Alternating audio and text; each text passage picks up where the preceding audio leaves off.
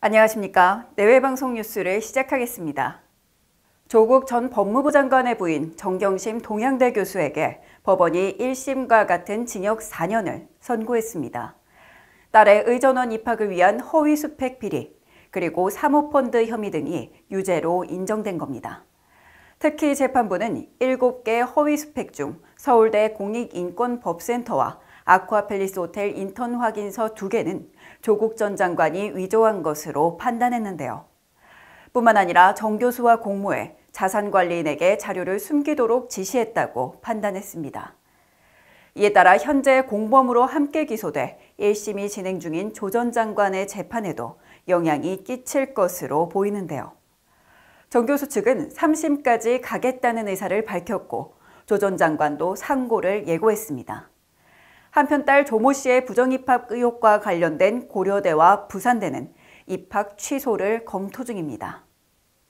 정부의 대출 억제 정책에도 불구하고 가계부채가 빠르게 증가하고 있습니다.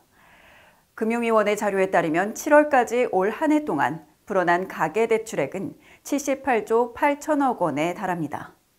이는 작년 같은 기간보다 71%가 넘게 늘어난 수치입니다. 원인은 제2금융권의 대출 증가입니다. 올해 제2금융권 대출은 27조가 넘게 늘어났습니다. 앞서 정부는 가계부채를 억제하기 위해 대출을 관리하겠다고 선언했는데요. 이는 경제 불안과 부동산 가격 상승으로 인한 비투를 막기 위한 대책이기도 했습니다.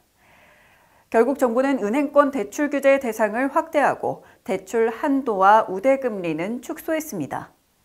당시 경제부분 전문가들은 코로나19 등으로 어려운 상황에서 대출을 조이면 생계유지형 대출자들은 제2금융권으로 몰리게 되고 위험 부담만 늘어날 것이라고 우려를 나타냈습니다. 결과적으로 대출 부채는 늘고 제2금융권은 커지고 있습니다. 대한항공이 11월부터 하와이 정기편 운항을 재개할 계획입니다. 신종 코로나 바이러스 여파로 닫혔던 인천 하와이 하늘길이 다시 열리는 건데요. 운항을 중단한 지 1년 7개월여 만입니다.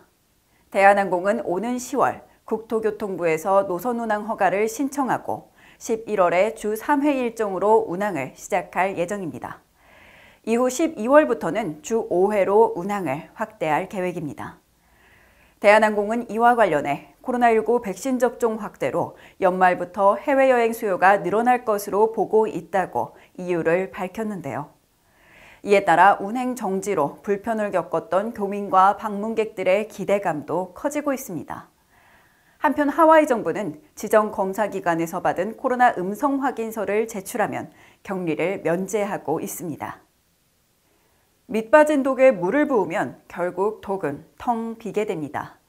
정책과 상황 판단에서 장기적인 안목이 필요한 이유입니다. 뉴스 마치겠습니다. 지금까지 시청해주신 여러분 고맙습니다.